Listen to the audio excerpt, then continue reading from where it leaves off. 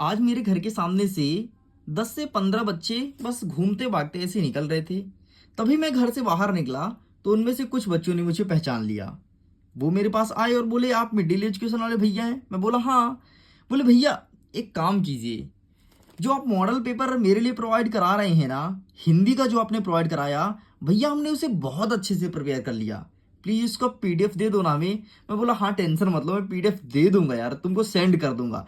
उन्होंने जबरदस्ती अपना नंबर मेरे फोन में लिखा है। बोला भैया प्लीज लिख लो तभी मैं जाऊंगा। एंड फाइनली मैंने उनका नंबर सेव किया और अब उनको थोड़ी देर से पीडीएफ भेज दूंगा। उन्होंने जाते जाते पता है मेरे से क्या बोला? भैया सभी सब्जेक्ट का मॉडल पेपर प्रोवाइड करा देना, डेफिनेटली मैं अपने स्कूल पे टॉप करूंगा, क्योंकि आपके वीडियोस ना मुझे बहुत हेल्प मिलती है। आपके समझाने का जो तरीका है ना एकदम यूनिक है। यकीन मानिए भैया, हमारे स्कूल के शिक्षक भी ऐसा नहीं समझाते जैसे आप वीडियोस में समझा देते हो, और बहुत कम समय में बहुत चीजें कवर कर देते हो। उन्होंने और बहुत सारी बातें कही। तो फाइनली स्टूडेंट मैं आपको बता देता हूं कि आपको भी पीडीएफ मिलेगा, टेंशन मत लो। ऐसा नहीं है कि आप हमारे घर के आसपास नहीं रहते हो, आप हमसे रास्ते पे नहीं मिलते हो तो आपको मैं भूल जाऊंगा, नहीं। एक नंबर दिया गया है, उसके माध्यम से आप कभी भी मुझे व्हाट्सअप कीजिए। मैं सभी के मैसेज को देखता हूं और कभी भी आप मुझे कॉल करके मेरे से बात भी कर सकते हैं। इतना ही नहीं स्टूडेंट, अगर आपको पीडीएफ को डाउनलोड करना है ना तो लिंक डिस्क्रिप्शन बॉक्स में है, जाइए जा करके अपने हिंदी का, अंग्रेजी का एंड अवविज्ञान का इन सभी पीडीएफ को डाउनलोड कर लीजिए। लेकिन उसके पहले आप आंसर को यहां पर अच्छे से समझ लीजिएगा, ताकि तुमको एक बार में याद हो जाए, जैसे उन्हें स्टूडेंट का कहना था। और उनका यही कहना था कि सर अपना विज्ञान का आप प्रोवाइड करा ही दो, बहुत हो चुका है। एंड फाइनली तब से हमने विज्ञान में काम करना चालू किया एंड पहला सेट बन के हमारा कंप्लीट हो चुका है। तो प्लीज इसे अच्छे से देख लीजिए। देखिए स्टूडेंट, ये आपके सामने सेट नंबर ए है। विज्ञान का प्रश्न पत्र एक अभ्यास प्रश्न पत्र है, जो कि मैं 2 सेटों में लेकर के आऊंगा, जिसे मैंने स्वयं बनाया है। आपको पता है, इसमें पिछले 4 साल के उन सभी क्वेश्चंस को डाला हूं जो आपके एग्जाम में देखे जाने की 90 से 95% संभावना है। इसीलिए बोलता हूं अच्छे से प्रिपेयर कर लेना, क्योंकि ये प्रश्न हर साल रिपीट होते हैं। देखो प्रश्न क्या है, पहला नंबर, पदार्थ की कितनी अवस्था होती है? भाई हर साल एमपी बोर्ड पूछा है, यकीन नहीं ना, तुम पेपर उठा के देख लो, अर्धवार्षिक उठा लो, त्रैमासिक का, वार्षिक का, हर एक पेपर में ये प्रश्न तुमको मिलेगा। तो पदार्थ की कितनी अवस्था होती है? तो पदार्थ की 3 अवस्था होती है, ध्यान रखना। कौन कौन सा? ठोस, द्रव और गैस। कौन कौन सा? ठोस, द्रव और गैस। वैसे तो 2 और होती है, एक होता है बोस आइंस्टीन कंडेंसर, दूसरा होता है प्लाज्मा, लेकिन वो आपको नहीं लिखना है, ठीक है। नेक्स्ट कहता है, पदार्थ की किस अवस्था में कणों के मध्य न्यूनतम रिक्त स्थान होता है? तो ठोस में होता है। सबसे कम रिक्त स्थान ठोस में होता है, इसीलिए ठोस है। अगर इसमें भी रिक्त स्थान ज्यादा होता तो ठोस ना बन के बल्कि द्रव्य गैस बन जाता। सॉरी, यहां पर मैंने गैस भी गोलअप कर दिया, I am really so sorry. ठोस में होता है, ठीक है। देखो मैं बोल रहा हूं ठोस और गैस में गोला कर रहा हूं, गजब, वाह। नेक्स्ट देखते हैं, मोमबत्ती का जलना क्या है? तो मोमबत्ती का जलना एक रासायनिक परिवर्तन है, क्योंकि इसमें आप माचिस मारते हो ना यार। जब माचिस मारते हो तो ऑक्सीजन के साथ रिएक्ट होता है, तब जाकर के मोमबत्ती जलता है। यह एक रासायनिक परिवर्तन है। नेक्स्ट, केंद्रक के आधार पर कोशिका कितने प्रकार का होता है? तो कोशिका 2 प्रकार के होते हैं। कौन कौन से? एक होता है प्रोकैरियोटिक और दूसरा होता है यूकैरियोटिक। ध्यान रखना, केंद्रक के आधार पर कोशिका 2 प्रकार का होता है, प्रोकैरियोटिक कोशिका और यूकैरियोटिक कोशिका।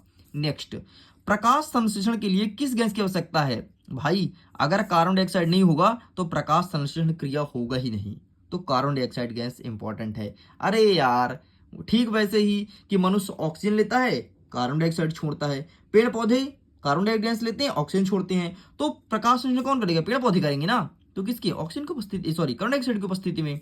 अगर मनुष्य होता तो ऑक्सीजन की उपस्थिति में करता, ध्यान रखना। नेक्स्ट, पृथ्वी पर समय के मापन का आधार क्या है? तो पृथ्वी की गति है। भाई पृथ्वी की गति के माध्यम से हम बता पाते हैं कि 1 दिन हो गया, कि 1 साल हो गया है, या 6 साल हो गया। पृथ्वी गति करना बता पाते हैं। अगर ये गति करना बंद कर दे तो हम ऐसे स्थिर रहेंगे, ना तो हमारे दिन होगा ना तो रात होगा, कुछ नहीं होना भाई। ऐसे ही तुम्हारे यहाँ अगर उंजीला तो उंजीला ही रहेगा, अंधेला तो अंधेला ही रहेगा। ये सब पृथ्वी की गति के कारण होता है।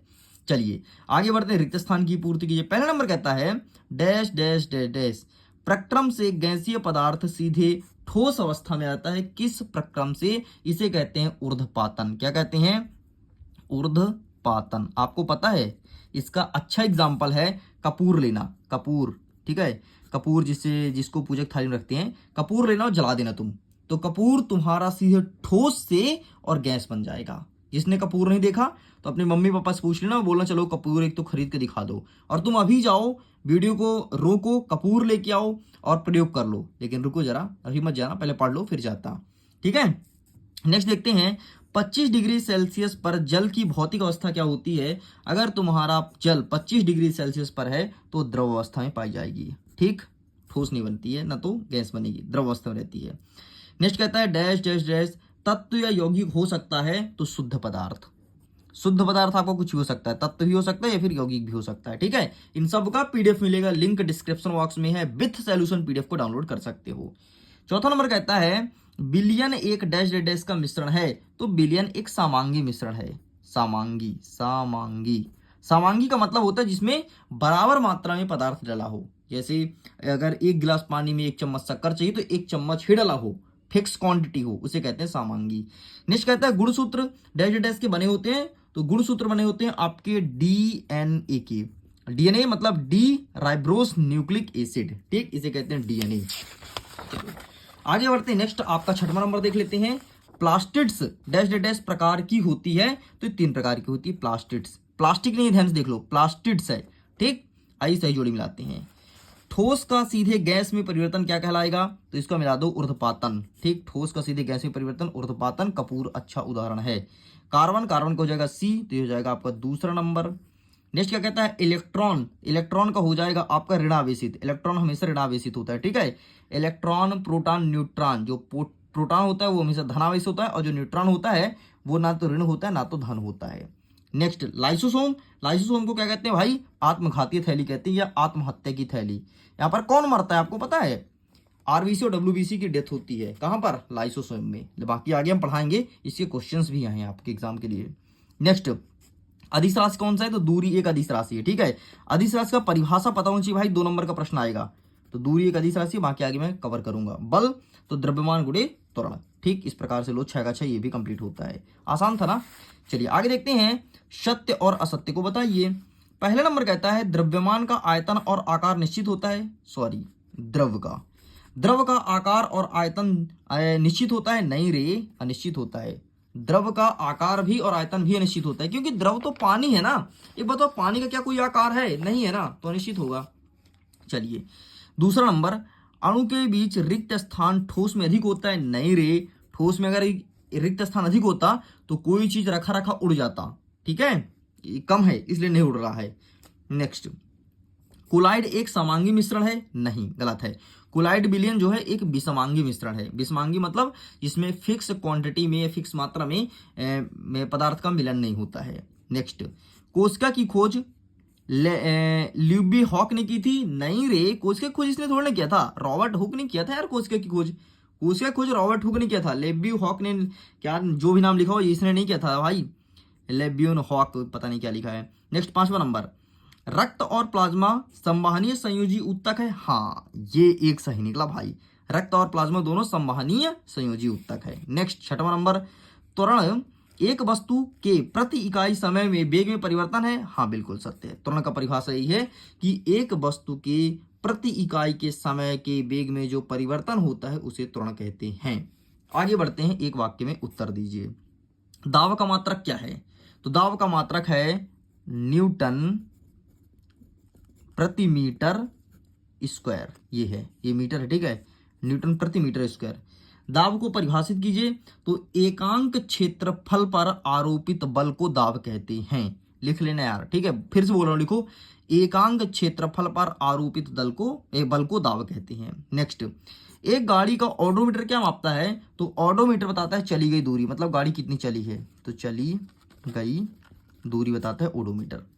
वेग में प्रति सेकंड होने वाली कमी को क्या कहते हैं, तो मंदन कहते हैं। अगर वेग में 1 सेकंड में कमी आ रही है, फिर कमी आ रही है, फिर कमी आ रही है, फिर कमी आ रही है, मतलब कोई चीज धीरे हो रहा है, मंदा हो रहा है, उसे मंदन कहते हैं। नेक्स्ट, प्रकाश संश्लेषण के लिए आवश्यक गैस, तो CO2। नेक्स्ट, नारियल का रेशा किस ऊतक का बना होता है। ठीक है, ये क्या लिखा है, इट्स टू अ क्लॉक। भाई ये पता नहीं क्या है, हटाओ इसे। ठीक है, तो ये किस ऊतक का बना होता है, तो यहां पर मैं लिख देता हूं एस्क्लेरेनाकाइमा ऊतक होता है, लेकिन मैं लिख देता हूं ताकि तुमको दिख जाए। एस्क्लेरेनाकाइमा एस्क्लेडेन कायमा उत्तक, ठीक इस उत्तक का बना होता है भाई, देख लो। छठवां नंबर कहता है कि निम्नलिखित तापमान पर जल की भौतिक अवस्था क्या है, अगर इस टेम्परेचर पर पानी को रखा जाए तो पानी का स्टेट क्या होगा। तो इस प्रश्न का उत्तर हम देंगे वीडियो के एंड में, और इसको अभी हम स्किप कर रहे हैं। आगे देखते, नेक्स्ट कहता है कि निम्नलिखित तापमान को सेल्सियस इकाई में परिवर्तित कीजिए। हमें इसे बदलना है किसमें, सेल्सियस इकाई में। ये के लिखा है, के मतलब एक केल्विन में है, और केल्विन को सेल्सियस में कन्वर्ट कीजिए। तो कुछ नहीं, केल्विन को सेल्सियस में कन्वर्ट करने के लिए 273 डिग्री का, जी हाँ 273 डिग्री को घटाना पड़ता है, मतलब 273 को घटा दो तुम्हारा आंसर आ जाएगा। जैसे 300 के केल्विन को हमें किसमें, सेल्सियस में परिवर्तित करना है, तो 273 से घटा दो, तो जब हम घटाएंगे 273 से तो ये आएगा 27, मतलब इसका आंसर हो जाएगा 27 डिग्री सेल्सियस। बस इतना सरल है। यहाँ पर लिखा है क्या, 273, अब 273 का 273 में घटा दो तो ये आएगा 0 डिग्री सेल्सियस। ठीक, इस प्रकार से केवल आपको 273 से घटाना है, ध्यान रख लो, बाकी तुम कर जाओगे। नेक्स्ट कहता है निम्नलिखित तापमान को केल्विन इकाई में परिवर्तित कीजिए। अब देखो ये डिग्री सेल्सियस में है, अब डिग्री सेल्सियस से केल्विन में परिवर्तित करना है, तो कुछ मत करो, इसमें 273 घटाए थे ना, इसमें 273 जोड़ दो, जैसे 25 में 273 जोड़ दो, यह आ जाएगा 298। ठीक, नेक्स्ट क्या है, 373 में 273 जोड़ दो, यह आ जाएगा 646। ठीक है, 646 केल्विन, ये केल्विन लिख दो, और ऐसे 100 में 273 जोड़ोगे तो आएगा 373 केल्विन। बस इस प्रकार से आंसर निकालना है। कितना सरल है ना, लेकिन अभी तक तुमको बहुत कठिन लग रहा था। अरे आसान भाषा में हर एक चीज समझा दूंगा यार, तुम टेंशन मत लो, बस तुम मेरे साथ जुड़ जाओ, अच्छे से पढ़ते रहो पढ़ते रहो पढ़ते रहो, तुमसे सब बनेगा। चलिए नेक्स्ट हमारा कह रहा है कि गुप्त ऊष्मा से आप क्या समझते हैं। तो देखो ये रहा इसका आंसर, किसी पदार्थ की गुप्त ऊष्मा ऊष्मा की वह मात्रा है जो उसके इकाई मात्रा द्वारा अवस्था परिवर्तन के समय अवशोषित की जाती है या मुक्त की जाती है, इसे कहते हैं गुप्त ऊष्मा। खत्म। नेक्स्ट कहता है 8वां नंबर, बाष्पीकरण से आप क्या समझते हैं। बाष्पीकरण क्या होता है, ये चीज पूछा गया है, तो आइए हम आपको दिखा देते हैं इसका आंसर। ये रहा है आपके सामने बाष्पीकरण। ये देखो, क्वथनांक से कम तापमान पर द्रव्य का वाष्प में परिवर्तन होना बाष्पीकरण कहलाता है। मतलब कम तापमान पर अगर कोई द्रव है, जैसे पानी, पानी का वाष्प बनता है, यही बाष्पीकरण कहलाता है। नेक्स्ट कहता है प्रश्न क्रमांक 8 का, अथवा गलनांक और क्वथनांक में अंतर लिखिए। तो देखो गलनांक और क्वथनांक का परिभाषा यहाँ पर दिया गया है।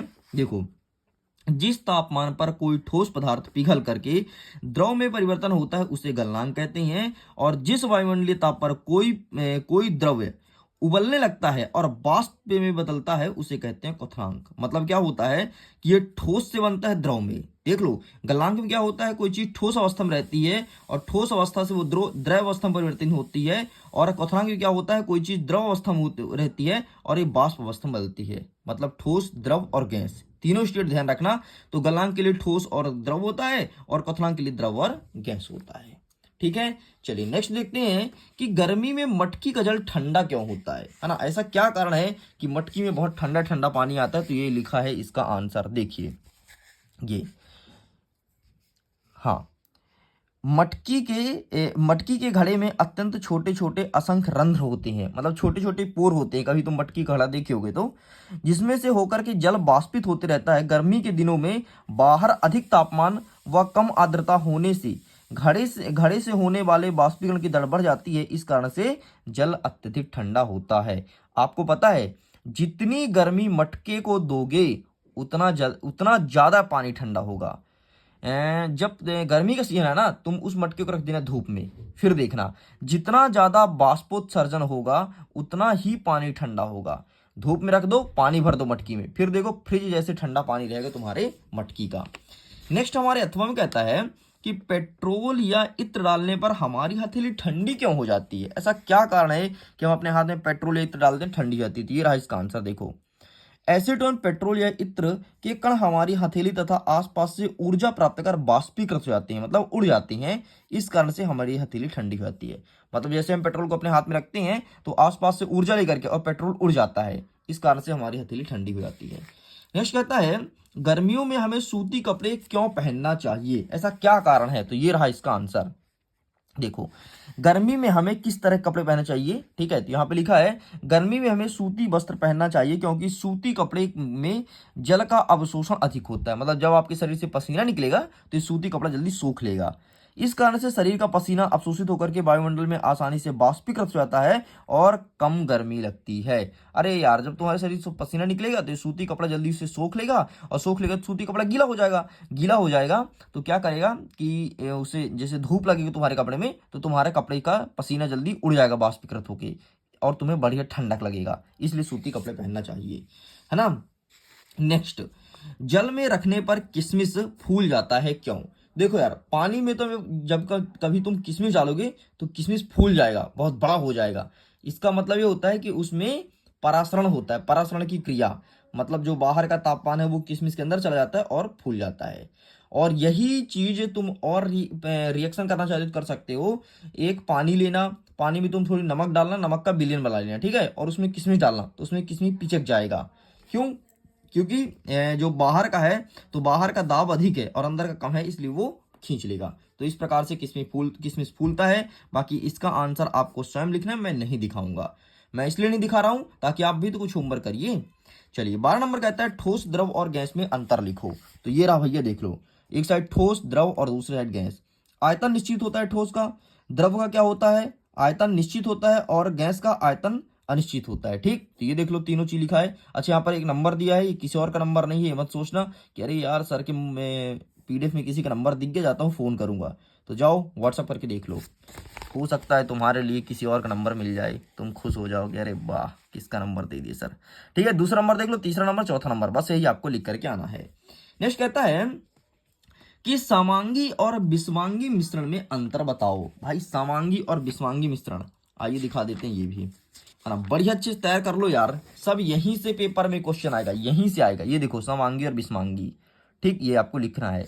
आपको पता है जो मैं पढ़ा रहा हूं ना, इसके बाहर एक नंबर का भी नहीं जाएगा। बस मन लगा करके तुम पढ़ते जाओ, मन लगा करके पढ़ते जाओ, डेफिनेटली टॉप करोगे। अब बहुत सारे बच्चों को मन नहीं लग रहा होगा, अरे यार कौन पढ़े, चलो थोड़ी मोबाइल चला लेते हैं, खेल लेते हैं। बेटा, अभी तुम खेल लोगे, तुमसे 10 मिनट का वीडियो देखा नहीं जाता, जीवन में क्या ही कर लोगे, बताओ ना। और तुम्हारे लिए इतना तगड़ा कंटेंट भाई किसी चैनल पे नहीं मिलेगा। आपको पता है, जब मेरे से कक्षा 9 के बच्चे मिलते हैं तो यही बोलते हैं, सर प्लीज जितने सारे वीडियो डालते हैं ना आप, मैं सारे वीडियोस को फुल टाइम वॉच करता हूँ, क्योंकि हमें बनना है टॉपर। और आपको पता है ना, मिडिल एजुकेशन का एकमात्र टारगेट होता है कि आपको टॉपर बना के छोड़ना। नेक्स्ट कहता है भौतिक और रासायनिक परिवर्तन के दो दो उदाहरण दीजिए। क्या है भौतिक परिवर्तन, क्या है रासायनिक परिवर्तन, उसके एक उदाहरण आप देख लो। तो ये रहा कि देखो, भौतिक परिवर्तन में, एक सेकंड ये मत लिखना, रुको, तुमको अच्छा देता हूँ। ये देखो, भौतिक परिवर्तन रासायनिक परिवर्तन के दो उदाहरण, ठीक। मक्खन का एक बर्तन में पिघलाना और जल का उबलकर वाष्प बनना, ये भौतिक परिवर्तन है।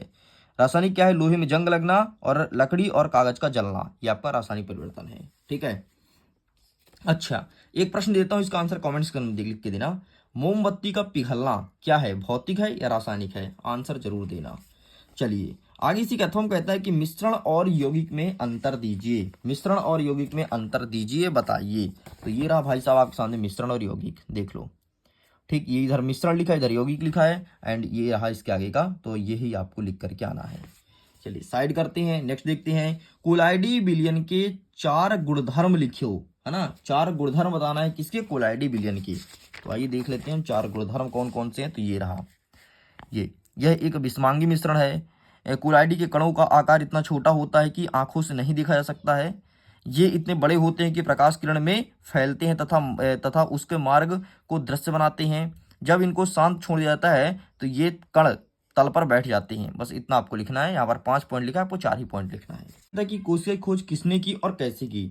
तो कोशिका की खोज करने वाले रॉबर्ट हुक हैं। 1 नंबर का हमेशा प्रश्न पूछता है, लेकिन इसमें प्रश्न पूछा है कैसे की, है ना। तो ये रहा आपके सामने इसका आंसर, आप लिखेंगे उन्होंने कार की पतली काट का अवलोकन कर पाया कि अनेक छोटे छोटे प्रकोष्ठ हैं। इसकी संरचना मधुमक्खी के छत्ते जैसे प्रतीत होती है। हुक ने इसे स्वनिर्मित सूक्ष्मदर्शी से देखा और इस प्रकोष्ठ को कोशिका कहा। बस इस प्रकार से उन्होंने खोज की थी, ठीक है। अगर क्षमा करा हो तो पीडीएफ को डाउनलोड कर लेना। क्या यहाँ पर थोड़ी दिक्कत है, लाइट नहीं है, इसलिए ये कैमरे के लाइट से ही पूरा प्रॉपर वे में वीडियो को शूट किया जा रहा है, नहीं तो लाइटिंग होती है तो अपने स्टूडियो में बहुत अच्छी लाइट होती है। चलिए नेक्स्ट क्या कहता है 15 नंबर कि प्लाज्मा झिल्ली को वर्णात्मक पारगम्य झिल्ली क्यों कहा जाता है। तो ये रहा भाई इसका आंसर, तो आप इसका ही फोटो क्लिक कर लीजिए। आगे देखते हैं जंतु कोशिका का नामांकित चित्र बनाइए। तो आइए मैं जंतु कोशिका का चित्र दिखाता हूं कि किस प्रकार से आपको परीक्षा में बना के आना है। पूरा आपके सिलेबस के अकॉर्डिंग ही क्वेश्चन पेपर डिजाइन किया गया, इस चीज को ध्यान रखना। ये रहा जंतु कोशिका, ये चित्र आपको बनाना है। चलिए नेक्स्ट कहता है कि पादप कोशिका का नामांकित चित्र ना हो। तो ये रहा भाई साहब आपके सामने पादप कोशिका, तो इसका चित्र आपको बनाना है। पेज पलटाता हूं, नेक्स्ट क्वेश्चन। नेक्स्ट कहता है कि माइटोकॉन्ड्रिया को बिजली घर क्यों कहते हैं, या माइटोकॉन्ड्रिया को पावर हाउस क्यों कहते हैं। तो ये रहा इसका आंसर। देखो आप लिखेंगे माइटोकॉन्ड्रिया जीवन के लिए आवश्यक विभिन्न रासायनिक क्रियाओं को रोकने के लिए माइटोकॉन्ड्रिया एपी के रूप में ऊर्जा प्रदान करते हैं। माइटोकॉन्ड्रिया में दोहरी झिल्ली होती है, बाहरी झिल्ली छिद्रित होती है और भीतरी झिल्ली बहुत अधिक बलित होती है। मतलब माइटोकॉन्ड्रिया में दो झिल्ली होती है, ठीक है, एक बाहर झिल्ली एक अंदर झिल्ली। तो बाहर का जो झिल्ली होता है उसमें छेद होता है, ऐसे ऐसे जैसे कोई छेद कर दे, ऐसे ऐसे ऐसे बहुत सारे छेद होते हैं, ठीक है। नेक्स्ट कहता है ये बले एटीपी बनाते हैं, मतलब एटीपी के रूप में ऊर्जा निकलता है किससे, माइटोकॉन्ड्रिया से। आगे लिखेंगे शरीर नए रासायनिक यौगिकों को बनाने तथा यांत्रिक कार्य के लिए एटीपी में संचित ऊर्जा का उपयोग करते हैं। इस कारण से माइटोकॉन्ड्रिया का कोशिका का बिजली घर कहा जाता है। बस इतना लिखना है। नेक्स्ट कहता है 17 नंबर कि लाइसोसोम के दो कार्य बताइए। तो आइए मैं दिखाता हूं लाइसोसोम के कार्य। सबसे पहले ध्यान रखना, मृत व पुरानी कोशिकाओं तथा कोशिकांगों का पाचन करते हैं और रोग की स्थिति में शरीर को पोषण देते हैं। लाइसोसोम बहुत जरूरी है। जब तुम्हारे शरीर में रोग हो जाता है, जैसे कोरोना हुआ था, तो लाइसोसोम से तुम्हें पोषण मिलता था। नेक्स्ट कहते हैं कि लाइसोसोम कोशिका की आत्महत्या थैली क्यों कहा जाता है। क्योंकि जितने भी शरीर की कोशिकाएं होती है ना, जब एक कोशिका का टाइम पीरियड खत्म हो जाता है जा करके और ये आत्महत्या कर लेती हैं, लाइसोसोम में मर जाती हैं, इसलिए इन्हें आत्महत्या थैली कहा जाता है। देखो क्या लिखोगे, लाइसोसोम में बहुत शक्ति पाचनकारी एंजाइम होते हैं। कोशिकीय चयापचय में व्यवधान के कारण जब कोई कोशिका क्षतिग्रस्त या मृत हो जाती है तो लाइसोसोम फट जाती हैं एवं एंजाइम अपनी कोशिका को पचित करते हैं, इसलिए लाइसोसोम को आत्मघाती या आत्महत्या थैली कहा जाता है। मतलब कोशिका के एक्सपायर होते ही लाइसोसोम फट जाते हैं, मर जाते हैं। नेक्स्ट 18 नंबर, अर्धसूत्री विभाजन क्या है ना। दो चीज पढ़े होगे यार, एक पढ़े होगे समसूत्री, दूसरा पढ़े होगे अर्धसूत्री। तो हमारे परीक्षा में अर्धसूत्री पूछा जाएगा। ऐसा कोशिका विभाजन जिसमें बनने वाली संतान कोशिका के गुणसूत्रों की संख्या मातृत्व कोशिका की आधी रह जाती है, इसे कहते हैं अर्धसूत्री। अरे यार देखो ना, मातृत्व कोशिका की आधी रह जाती है और इसमें क्या होती है, मातृत्व कोशिका की पूरी होती है, इसलिए इसे बोलते हैं समसूत्री। इसे अर्धसूत्री मतलब आधी रह जाती है। बस इतना ध्यान रखो। चलिए साइड करते हैं। नेक्स्ट, जंतु और पादप कोशिका में अंतर लिखिए। तो मैं ये भी दिखा देता हूं, ये रहा आपके सामने जंतु कोशिका, पादप कोशिका में अंतर। फोटो क्लिक कर लो, यही लिख करके आना, अच्छे से रट लो। चलिए 19 नंबर कहता है कि रंध्र के क्या कार्य हैं। तो रंध्र का कुछ कार्य नहीं है। जो पत्तियों में रंध्र होते हैं तो वायुमंडल में गैसों का आदान प्रदान करते हैं और बाष्पोत्सर्जन करते हैं। ये रहा आंसर, यही लिख के आना है। चलिए ऐच्छिक और अनैच्छिक पेशी में अंतर लिखो, ठीक है। ऐच्छिक और अनैच्छिक पेशी, देखो यार, जो चीज हम अपने मन से करते हैं उसे कहते हैं ऐच्छिक और जो हम अपने मन से नहीं करते उसे कहते हैं अनैच्छिक। ठीक, देखना कैसे। एक सेकंड, अंतर पूछा है, पहले मैं देख लेता हूं अंतर कहां पे है, तब तो मैं आपको बताऊंगा ऐच्छिक और अनैच्छिक में अंतर। Just wait. ये देखो, ऐच्छिक पेशी कुछ ऐसी पेशियां जो हम इच्छा अनुसार गति करा सकते हैं, जैसे हाथ को हिलाना। देखो हाथ को मैं अपनी इच्छा से ला रहा हूँ, ये रखा है ना, अपने इच्छा से ला रहा हूं, तो ये कहलाएगा ऐच्छिक पेशियां। मतलब हाथ की जो पेशी है वो ऐच्छिक है। लेकिन जानते हो अनैच्छिक में जैसे हृदय की धड़कन, हृदय हम नहीं रोक सकते, उसका धड़कन धक धक धक धक धक धक करेगा ही, है ना, इसे कहते हैं अनैच्छिक पेशी।